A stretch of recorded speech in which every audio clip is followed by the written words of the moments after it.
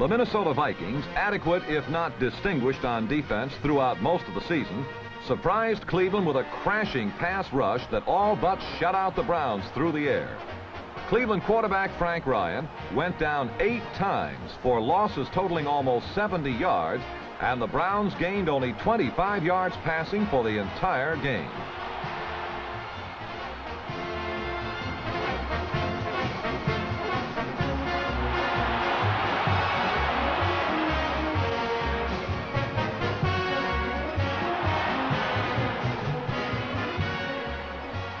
The hustle and determination of the Viking defensive unit carried over to the specialty teams.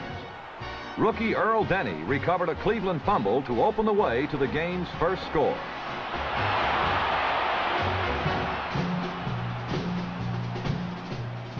Relying exclusively on the hard running of Dave Osborne, number 41, the Vikings drove to the Cleveland goal. Osborne, a third-year man from North Dakota and one of the NFL's top ground gainers this season, smashed into the end zone to give Minnesota a 7-0 lead in the first quarter.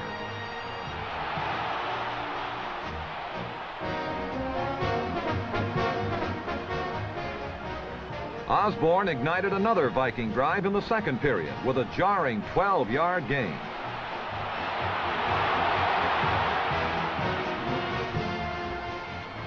Quarterback Ron Vanderkellen found veteran Red Phillips for a 33-yard advance.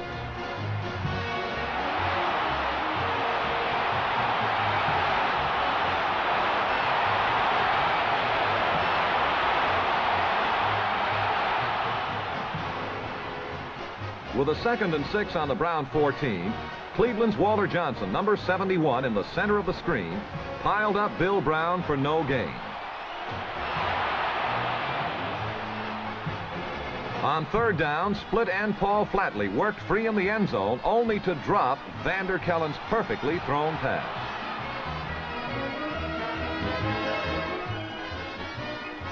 Fred Cox salvaged the march with a 20-yard field goal, and Minnesota led 10-0.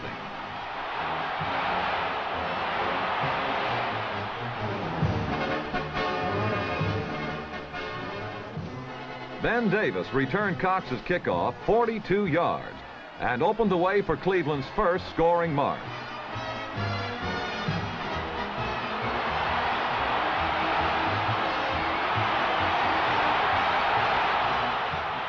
The Browns' drive was marked by 2 significant, if not unusual, pass plays. The first was this second down pass from Ryan to Gary Collins. The ball bounced from Collins to Brady Keys and then back to Collins. This completion gave Cleveland a first down on the Minnesota 43. The Vikings secondary, in an overly zealous attempt to make sure that Collins did not stage a repeat performance, flagrantly interfered with a Cleveland flanker.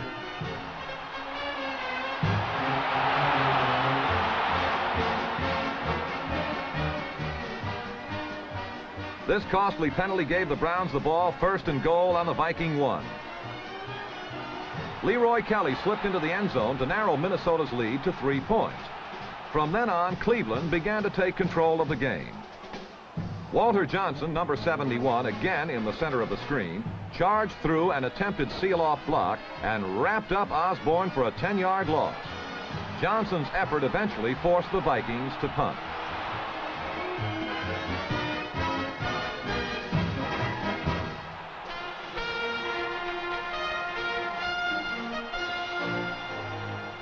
Leroy Kelly, displaying the speed and the savvy that once enabled him to lead the NFL in punt returns, coasted through the Vikings on an 87-yard touchdown.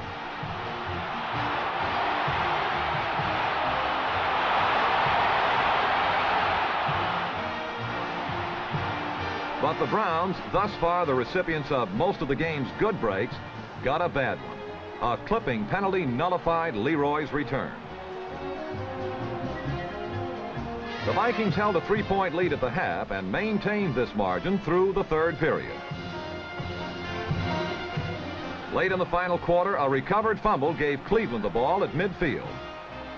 Leroy Kelly, who gained 123 yards rushing in this game, raced by the Vikings for his longest gain of the day.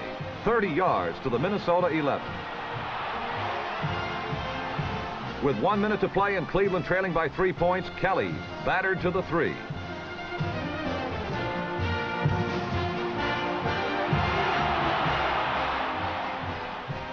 Two plays later, Leroy vaulted into the end zone to give the Browns a 14-10 victory and sole possession of first place in the Capital Division.